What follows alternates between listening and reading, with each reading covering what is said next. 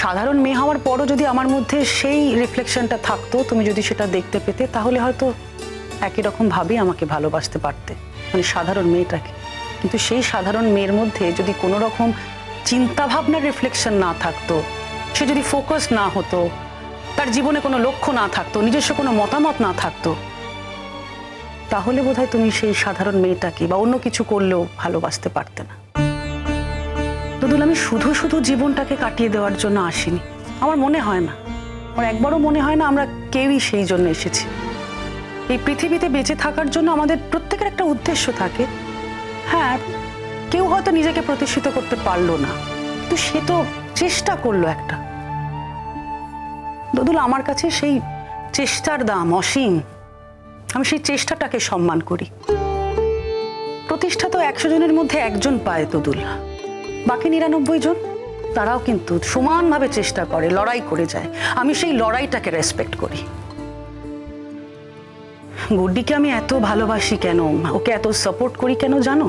কারণ আমি দেখতে পাই গুড্ডি প্রত্যেক দিন লড়াই করছে, প্রত্যেক দিন। এই লড়াইয়ের পরে হয়তো হেরে যাবে, সাকসেসফুল হবে না, মানে বাকিরা হতে দেবে না, তবু কিন্তু মেয়েটা লড়াই করছে। আর আমার মনে হয়েছে দুদুল, ওর এই লড়াইটাকে আমার সাপোর্ট করা উচিত। আমি কিন্তু তোমার লড়াইকেও সম্মান জানিয়েছি। আজ তুমি প্রতিষ্ঠিত হও না হও, এমনিতেই এখন অনেক নতুন মুখ, অনেকের ভিড়।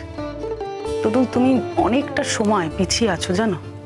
তোমার নিজের অনেকটা সময় তুমি পার করে এসছো, আর এই সময়টা কি করেছো? আমার সঙ্গে ইগোতে নষ্ট করেছো।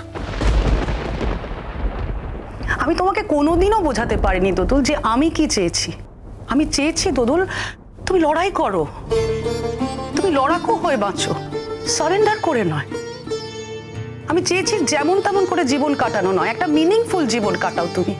এই লড়াইয়ের সাথে তো অনেক আনন্দ আছে বলো, অনেক উত্তেজনা আছে, একটা পরের দিনের স্বপ্ন থাকে। আমি শুধু সেটাই চেয়েছি দুদুল। আমিও কিন্তু এই শুধু ডাক্তারি, মানে প্রথাগত ডাক্তারি করি না, আমি ওটাই করি। আমি প্রত্যেক দিন স্টাডি করি, নতুন নতুন পেশেন্ট দেখি, নতুন করে বেঁচে উঠি। আমি কি সব পেশেন্টকে ভালো করতে পারি? পারি না, কিন্তু চেষ্টা তো করি। কোনো একজন পেশেন্টকে ভালো করতে না পারলে, ভালো রাখতে না পারলে আমাকে সেটা ছুটিয়ে মারে। আমি আরো স্টাডি করি, অনেক পড়াশোনা করি, আরো গভীরে যাই।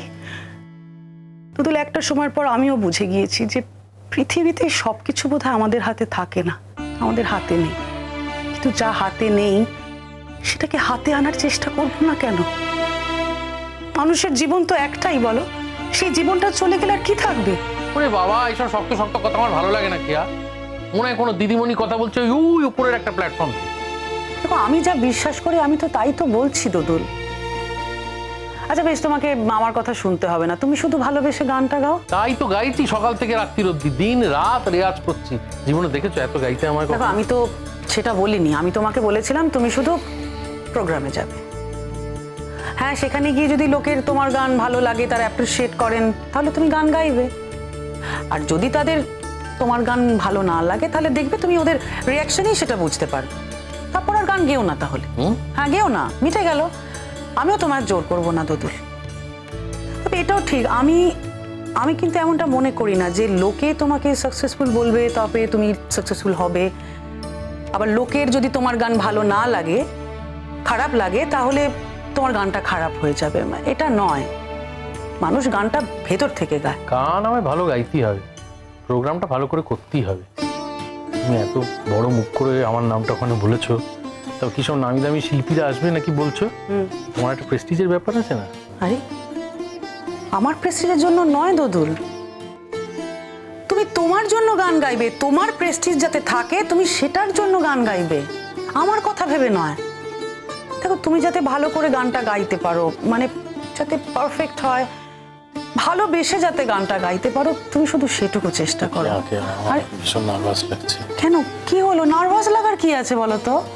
আরে না না, কি সুন্দর তুমি গান গাইছো, যথেষ্ট ভালো। দেখো, আমি তোমাকে বলছি এখানে নার্ভাস লাগার কিচ্ছু নেই। আমি তো সত্যি বলছি, আমি শুনছিলাম।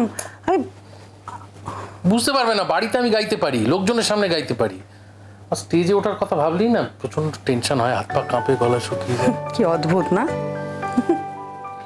যে মানুষটা এত ভালো গান গায়, এতগুলো মানুষ তোমার গান শুনতে আসবে, তোমাকে স্টেজে দেখবে, আর সেই মানুষটাই নাকি স্টেজকে ভয় পাচ্ছে। তোমার সঙ্গে আমার এত বছরের যে অশান্তিটা গান গাওয়া নিয়ে, একটা কেন জানো, আমি অনেক ভেবে সত্যি কথাটা বার করেছি। কি? আমি গান গাইতাম না কেন, আমার মারাত্মক স্টেজ ফোবিয়া। মানে স্টেজে ওঠার কথা ভাবলেই প্রথমে কি হয় বলতো, হাত পাটা কাঁপতে শুরু করে। হ্যাঁ, তারপর বুকের ভেতরে ধুপুক ধুপুক ধুপুক একটা আওয়াজ হয়, গলাটা শুকিয়ে আসে। আমার বিশাল স্টেজ ফোবিয়া। কেয়া না দোদুল, এটা কিন্তু আমি মানবো না, কারণ তুমি যখন গানটা গাও কিছুই বোঝা যায় না সব। আরে গানটা গাইবার সময় তো সব ভুলে যাই কেয়া, কিন্তু গানটা গাইবার আগে যে ওই টেনশনটা, ওই যন্ত্রণাটা না আমি জেনে বুঝে আর নিতে চাই না কেয়া। তার জন্য তো আমি আছি, আমি তোমাকে মেন্টাল সাপোর্ট দেবো। দেখো, হয় অনেকেরই এরকম হয় অ্যাংজাইটি, কিন্তু সেই অ্যাংজাইটিটা তো ওভারকাম করতে হবে না। না, আমার কি মনে হয় জানো তো, এই প্রত্যেকবার গান গাইবার আগে, মানে স্টেজে উঠে গান গাইবার আগে যে অস্বস্তিটা আমার হবে, তার থেকে বরং গান না গেয়ে গান ছেড়ে দেওয়াটা বেটার। আর সেই কষ্টের পরে যে আনন্দটা হয় সেটার কোনো দাম নেই। বাবা, ওই যে কথায় আছে না, পড়েছি যবনের হাতে, খানা খেতে হবে সাথে। তোমার মতো একজন জবরদস্ত মহিলার পাল্লায় পড়লে কারোর নিস্তার আছে? বুঝেছো সেটা তাহলে? জীবন দিয়ে বুঝেছি। আমি কি শুধুই শক্ত? না, তুমি অনেকটা নারকলের মতো, ওপরটা শক্ত, ভেতরের নাগাল খুঁজে পাওয়া যায় না চট করে, কিন্তু একবার যদি পাওয়া যায় তাহলে তাকে সারা জীবন ছেড়েই যাওয়া যায়। আচ্ছা, হয়েছে হয়েছে, অনেক হয়েছে, এবার আমাকে বেরোতে হবে। আর এখন তো শুধু হসপিটালের কাজ নয়, শুধু ডাক্তারি নয় এখন দোদুল, এখন আমাকে অনেক কাজ করতে হচ্ছে, সব দায়িত্ব আমার উপরে, বুঝেছো? সমস্তটা অর্গানাইজ করতে হচ্ছে আমাকে। যিনি আসছেন বাইরে থেকে আর্টিস্ট, তিনি কোথায় থাকবেন, হোটেলের সমস্ত ব্যবস্থা, সব দায়িত্ব আমার উপর। নিয়েছো কেন এত দায়িত্ব? এবার বুঝো ঠেলা, সব দায়িত্ব সামলাও। কে নিতে বলেছিল? এটাই তো সমস্যা, আমি দায়িত্ব না নিয়ে তো পারি না দোদুল। একবার যদি একটা কাজ এসে যায় তাহলে যত তাড়াতাড়ি সম্ভব সেটা করে ফেলি। সব থেকে বড় কথা দোদুল, এখানে আমারও যে একটা ব্যক্তিগত স্বার্থ আছে সেটা তো তুমি বুঝতে পারছো না। কি? কি আবার কি? তুমি আফটার অল তুমি গান গাইবে, সেখানে যাতে সবকিছু ঠিকঠাক থাকে, আমার দিক থেকে যাতে কোনো ত্রুটি না হয়, সেই সব আমাকে। আমার দিক থেকে যদি ত্রুটি হয়ে যায় তখন? তোমার দিক থেকেও কোনো ত্রুটি হবে না দোদুল। আমি জানি তুমি কেমন গান গাইবে, আমি বুঝতে পারছি দোদুল, আমি এখন থেকেই লোকের রিয়াকশন দেখতে পাচ্ছি। এতটা আশা করো না কেয়া, আশা ভঙ্গ হবে। বলে আমার হবে, তোমার কি? তোমার তো কিছু না। সেই সেই। আমি তোমার কাছ থেকে এত কথা জানতে চাই। বুঝবে বুঝবে, শোয়ের দিন বুঝতে পারবে। বলছি, একটা কথা বলবো? কি? আমি চাই গুড্ডি প্রোগ্রামে যাক। আচ্ছা, এত লোক থাকতে হঠাৎ গুড্ডিকে নিয়ে যাওয়ার কথাটা কেন তুললে বলো তো? দেখছো তো বাড়িতে একটা টেনশন চলছে ওকে নিয়ে, একটার পর একটা টেনশন। সোহাকে বাড়ি ছাড়া হতে হলো ওর জন্য, এরপর ওই প্রোগ্রামে ওকে নিয়ে যাওয়ার ব্যাপারে আমি জানি না। দেখো, সোহাগকে বাড়ি ছাড়া হতে হয়েছে ওর নিজের দোষে, ও যেটা করেছে সেটা ঠিক করেছে। কি আমার বারবার মনে হচ্ছে সোহাগ ওরকমটা করতে পারে না গো, কোথাও একটা গন্ডগোল হচ্ছে। না না, কোনো গন্ডগোলই নেই, কোথাও কোনো গন্ডগোল হয়নি দোদুল। খোলা চোখে যদি একটু দেখতে পেতে তাহলে ভালো হতো, বুঝতে পারতে যে মেয়েটাকে বাড়ির থেকে বার করার জন্য, তাড়াবার জন্য, ফাঁসাবার জন্য অনেকেই উঠে পড়ে লেগেছে, অনেক উঠে পড়ে লেগেছে, আর সেই অনেকের মধ্যে সোহাগ একজন। কি দরকার ছিল সোহাগের ওরকম একটা ছোট কাজ করার? ও যে কাজটা করেছে তার জন্য ওকে বাড়ি ছাড়া হতে হয়েছে। কি জানি, আমি বিশ্বাস করতে পারছি না। প্রমাণ দেওয়ার পরও বিশ্বাস করতে পারছো না? কি জানি বাবা, তোমার এই অসম্ভব অবিচল বিশ্বাস একজন মানুষের প্রতি, আর একজন মানুষের প্রতি এত অবিশ্বাস কেন?